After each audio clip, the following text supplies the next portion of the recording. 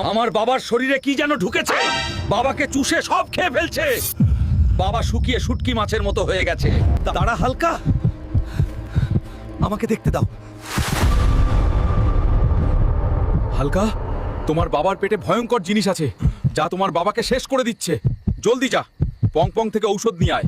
বাবাকে যে করেই হোক বাঁচাতে হবে। পং পং রাজার হাতে পায়ে ধরে হলেও ঔষধ নিয়ে যেতে হবে। মহারাজ, আমার বাবাকে বাঁচান। আপনার রাজ্যের বাগানের ফুল দিয়েই আমার বাবাকে বাঁচানো সম্ভব। নিয়ে যাও, বাবার জন্য বাগানের ফুল কিছু না। ও মাই গড, এরা তো আমাকে অ্যাটাক করছে। আমাদের ছিঁড়ে নেওয়া এত সোজা নয়। এই দেখো, রাজার দেয়া পালক।